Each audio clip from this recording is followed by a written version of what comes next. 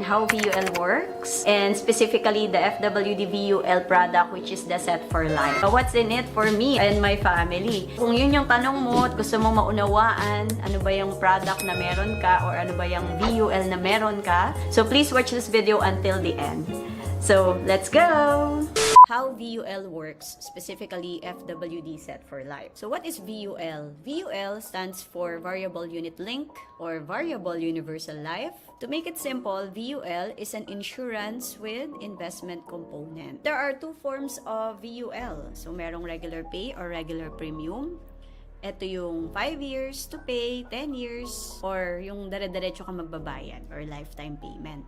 At meron ding single pay or single premium. Ibig sabihin, isang beses ka lang magbabayad. Let's say 100,000 or 1 million or 10 million. So, it's up to you. Kung aalokin kayo ng VUL ng isang financial planner or financial advisor, it is important to answer this question first. Pag hindi kayo tinanong ng inyong financial planner at binigyan lang kayo ng proposal, magpalit na kayo ng financial planner. Pag hindi niya kayo tinanong, what is your financial priority or what are your financial priorities? This is very important, okay? Kasi para alam niya kung paano niya ipoposition yung VUL nyo. Kasi VUL is very flexible. So later, mas maiintindihan nyo, but what do you mean flexible ang VUL? So what is your financial priority? First, is it importante sa'yo is yung insurance to live for your family, for your children, kasi you're a breadwinner, you're a parent, may mga umaasa sa'yo. So importante sa'yo na kung mawala ka or kung may mangyari sa'yo is meron ka maiiwan sa kanila. Or second, health fund. Gusto mo magkaroon ng in case magkaroon ka ng sakit or in case you get critically ill, meron kang fund. Hindi mo kailangan ubusin yung savings mo. Ito ba ay importante sa'yo? Or is it investment talaga yung gusto mo for your dream retirement? Gusto mo pag-ipunan yan? Or is it education? Investment for education of your kids? Yan ba yung iniisip mo na gusto mong pag-ipunan? Kaya gusto mong kumuha ng VUL? Or is it money to leave for your estate tax? Pambayad ng tax ng pamilya mo if in case kunin ka ni Lord, diba? Yung mga properties mo, hindi na sila problema saan kukunin yung pambayad ng tax kasi your life insurance can pay for it. So, alin ba dyan ang iyong priority? Yan, napaka-importante ng mga bagay na yan. So, kailangan malinaw sa inyo. So, for example, sinabi mo ng priority mo ay insurance. So, meron kasing option na yung VUL mo can be insurance focus or investment focus. Diba? May ganyan pa pala. Hindi pala basta-basta na lang VUL, no? So, depende yun sa priority mo. So, kung sinabi mo nga, ang priority mo is yung may maiiwan ka na ganitong halaga. So, may computation din dyan, diba? Paano mako-compute? Dapat times 10 of your annual income. That's the ideal. So, times 10 of your annual income, dapat yun ang insurance mo. So, kung insurance ang priority mo, yeah, well, dapat insurance focus ang VUL mo. Kung education ang priority mo or yung retirement nga, dapat investment focus ang VUL mo. So, ganoon po siya nag-work. Okay, so sa next slide ay papakita ko sa inyo ang sample proposal na isang insurance focus at isang investment focus. So, yan. Sa nasa taas yung insurance focus, sa baba yung investment focus. And ito yung pinaka-premium. So, again, this is Set for Life. So, ito yung VUL ni FWD. So, 50,000 lang ang annual premium nito. 50,000 din ang annual premium ng investment focus. So, same na same ang premium na babayaran.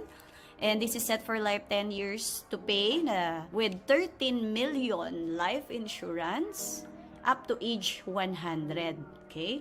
So, 13 million yung life insurance niya. Ang babayaran ay 50,000 lang per year for 10 years. And then, meron tayo sa baba na ito yung investment focus. Since investment yung focus, so pinaliit ko na lang yung pinaka-protection, yung pinaka-insurance, which is 250,000. Ito na yung pinaka-minimum. So, paano ko nakuha yun? Yung 50,000 na basic premium times 5. Times 5 ang pinaka-minimum na multiplier. So, dito sa 13 million, i-divide nyo na lang. Divided by 50,000 times ilan ang ginamit? Oh my gosh. 260 ang multiplier na ginamit ko dyan. Ganyan sa FWD. Sobrang flexible. Pwede rin namang igitna mo, 200 lang multiplier or 100 lang. So, ibig sabihin 50,000 times 100, pwede rin namang 5 million lang. So, mamaya, mas maiintindihan nyo tong sinasabi ko. So, ngayon, ang gusto ko lang makita nyo is for the same amount of premium na babayaran nyo na 50,000, pwede palang ganyan ang maging insurance nyo. So, this is, by the way, a 30-year-old male. Etong example ko. So, 13 million kasi insurance yung priority nitong client na to eh.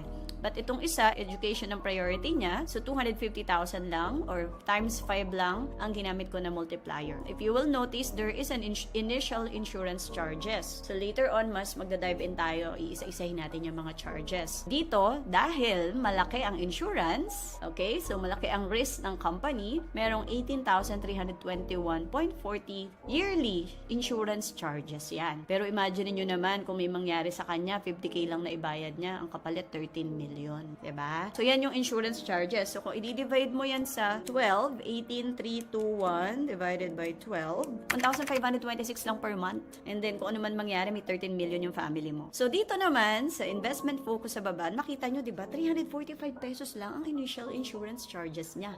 Isang taon na yan. 28.75 pesos ang monthly insurance charges niya or cost of insurance or COI ang tawag ng iba. So ayan, diba? So ganyan ka-flexible ang VUL, specifically yung set for life. So pwede rin siyang gitna, yung gagawin 5 million or 8 million. Bakit importante yon, no? Mamaya makikita nyo. So ngayon, ipapakita ko sa inyo ano magkakaiba ng, 'di ba? Kasi may investment na kasama 'to, 'di ba? Insurance with investment nga, kaya VUL. So on the next, eto na sa next slide. Sa left side yung insurance focus and investment focus. So dito na magkakatalo 'yan. Dahil malaki ang charges, 'di ba? Ang cost of insurance or the insurance charges sa insurance focus. Ayan. So makikita mo yung investment. I-explain ko lang sa inyo. Itong left side is the basic premium, 'di ba? 50k yung binabayaran. And then ito yung investment assuming at 4% yung kikitain ng money mo. So ayan yung magiging investment niya, assuming 8% at assuming 10%. So depende yan sa market fund performance. And this is not guaranteed. Again, VUL is not guaranteed. Hindi kamo yan yung pinakita sa inyo ng financial planner nyo, ay ayan na yung magiging pera nyo in the future, ha? Depende yan sa galaw ng market. So ayan, if you will notice, diba, on the 10th year, at 4% na lang tayo, let's be conservative, 220,000 yung pera sa investment nito ni client na insurance focus. While si client na investment focus, so maliit lang ang kanyang insurance, kasi nga focus siya sa investment, so 496,000 yung pera niya sa investment at on the 10th year at 4%. Tapos, napansin nyo, ayan, si insurance focus at age 45, oh, at age 46, naubos na yung fund niya. 4% ha.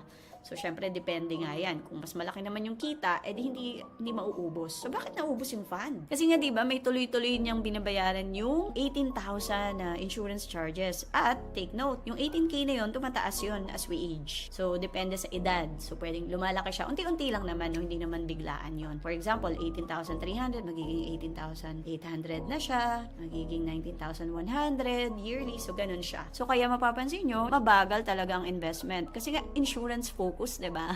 And dito sa kabila, ayan, at age 49 ni client, diba, 30 years old tong client na to, yan, may 761,000 siya at 4%. Kung sa 10% naman, may 1.7 million si client na investment focus. And ayan, tuloy-tuloy lang yan. So, kung hahayaan mo yung money, kikita siya kung either 4%, 8 or 10. So, ayan yung pera niya sa investment. So, ganun siya nagkakaiba. So, dito siya magkakatalo sa investment. Okay? Kasi, syempre, yung initial, yung mga insurance charge, nakaka-apekto siya kasi nababawasan pa yung pera mo, imbes na naka-invest, minaminus siya ng insurance company sa fund mo para pambayad mo nga ng insurance.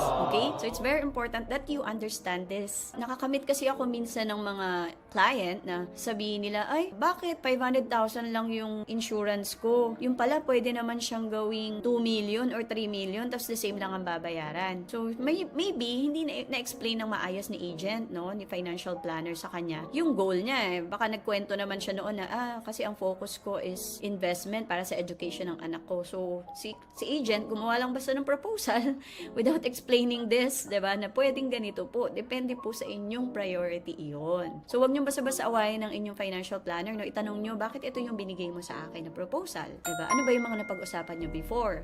Ang nakakatakot lang dyan, baka hindi naman talaga kayo tinanong ng inyong mga agent noon, basta na lang sila nag-send sa inyo ng proposal, yun po yung mga nakakatakot. Kasi ako po, personally, hindi po ako ganun magtrabaho. Kami sa team ko, kasi I'm a manager na din, and hindi yun natin turo ko sa team ko. Diba? We don't sell, we educate people. Dapat naiintindihan nila ano ba yung mga priorities nila, and then, diba, yung budget, may computation pa kami dyan, so ine-excel pa namin, depende sa goals nila, and then, tsaka kami magka-come up with a solution. Kasi hindi pwedeng may solution na may dala ng proposal sa inyo yung mga mga agent nyo without knowing your priority. So, ingat po kayo, diba? So, dito sa VUL is pwede rin kayo mag-add. So, optional to add a rider or supplementary benefit. Ang isang rider na pinaka-favorite ko, actually ito talaga yung favorite ko, is the critical illness rider, which is ito yung lump sum amount na kung ma-diagnose kayo or tayo ng any critical illness like cancer, stroke, heart disease, meron kang lump sum amount na marireceive. For example, 1 million.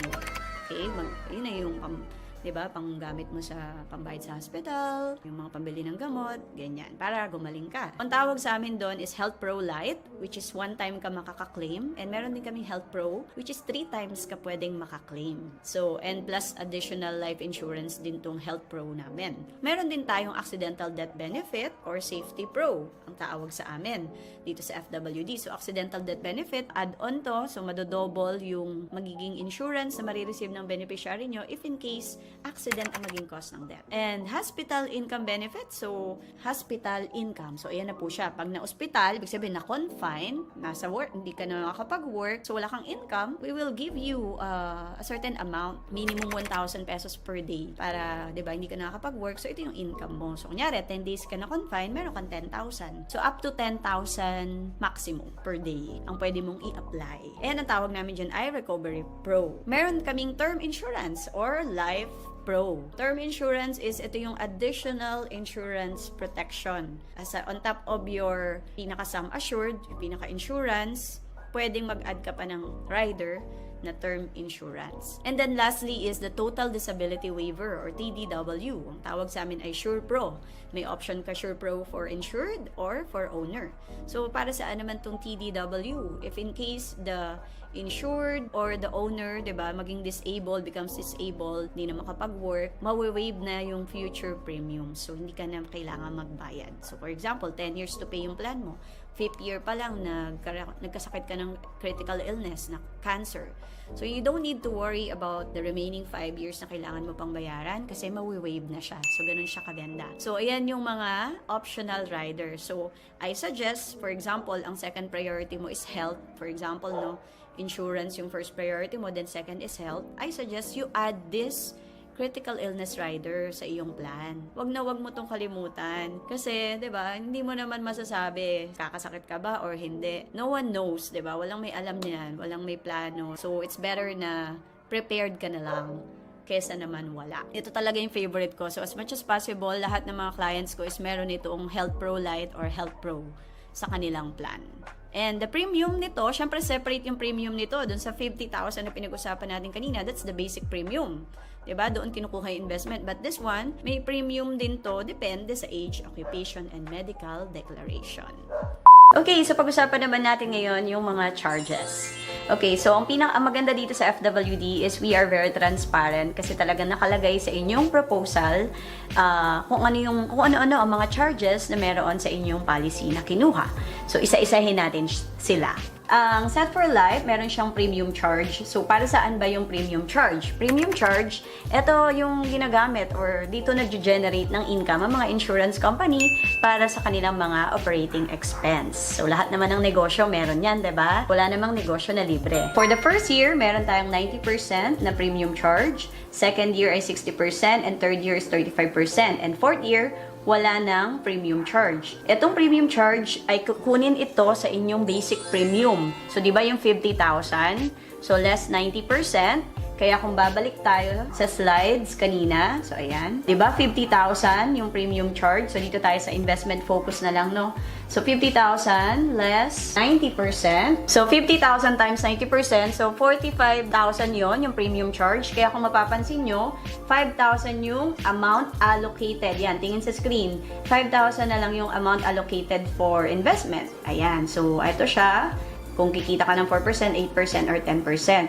Kaya ganyan po siya. So, hindi nyo pwedeng hanapin agad-agad on the first year. Nasa na yung binahid ko na 50,000. Okay, so dapat clear po sa inyo yon. Lahat yan nasa proposal nyo po. Kahit ano pang insurance company yan, dapat nasa proposal nyo po yung mga premium charge na yan. Basahin po natin. Masanay na po tayo magbasa. On the fourth year, wala nang premium charge. So, balik tayo dun sa investment. Ayan, kaya kung mapapansin nyo, mas humataw na yung investment niya on the fourth year onwards. So, wala nang premium charge. Ang charges na lang dyan is yung yearly na initial charges, yung kanina natin pinag-usapan, di ba? Yung cost of insurance. Kasi kung may mangyari sa'yo, automatic 13 million ang ibibigay sa family mo, or dito sa kabilang plan, yung investment focus, 250,000 naman ang ibibigay sa family mo. I-clear ko na rin sa inyo. If you will notice, balik tayo dito sa investment focus, projected death benefit, dito tayo. So, di ba 250,000 lang ang initial na insurance nito, or sum assured. Pero kung mapapansin nyo, if ever lang nawala si client at age 42, ang ibibigay na sa family niya, kung nyari sa 4%, is 558,000. Bakit naging 558? Eh, 250 lang yung insurance. Kasi ang insurance po na ibibigay dito sa plan na Set for Life is your sum assured or your investment, yung fund value nyo, whichever is higher. But since dito sa scenario na to, mas malaki na yung investment niya kumpara sa sum assured niya na 250k, that's why 558 na po ang ibibigay sa inyong beneficiary kung may mangyari man sa inyo dito sa time na to. Pero dito sa insurance focus, kasi nga dahil mabagal yung investment, never na magiging mataas yung investment sa insurance. So 13 million pa din po ang nakikita nyo dyan na magiging sum assured or insurance. Okay?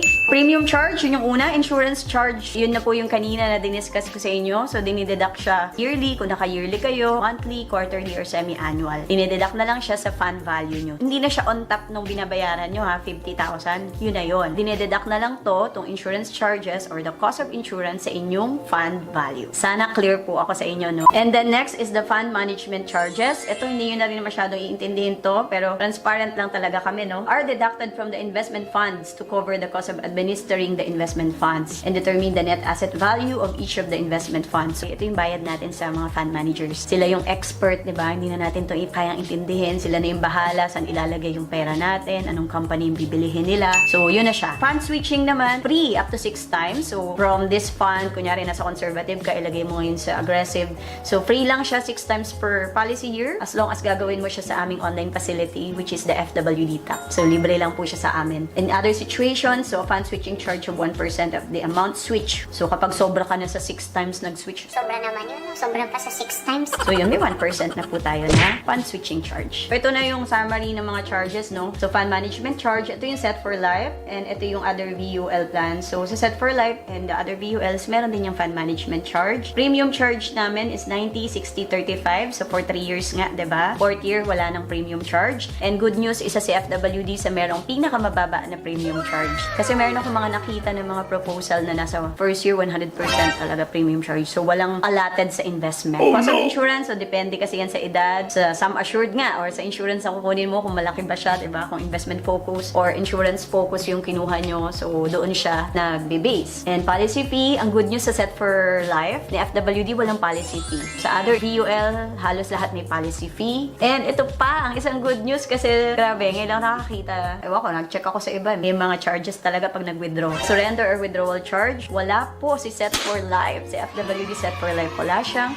surrender or withdrawal charge. So, kung gusto mo mag-withdraw, mag-withdraw ka. Sa iba kasi, yan, other VUL meron. Premium holiday charge. So, kung di ka makabayad on time, so wala po tayong holiday charge. So, okay lang. As long as may fund value naman yung VUL mo, hindi ka kailangan mag-worry na mayroong mga charges. So, yun ang mga charges natin. Dumako na tayo sa fund option. So, syempre, kung VUL yung kukunin nyo, importante na saan ba ilalagay yung fund? Saan ba ilalagay investment? So, lalo na kung investment focus ang inyong priority, ayan ang mga options. So, meron tayong mga conservative, moderate, and aggressive funds. So, ayan, ipakita ko sa inyo yung website. Magsisingit na lang ako ng short clip para makita nyo yung website. Nakalagay alin yung mga conservative na fund, saan fund mo dapat sa peso bond fund, diba? Alin yung mga moderate at alin yung aggressive. Ano yung risk appetite nyo? If you are conservative, so ito yung mga funds para sa'yo. If you're moderate risk taker, and if you are aggressive. So, ito nga yung pinakabago natin sa aggressive, yung Global Good ESG Fund. So, meron yung peso at meron yung dollar.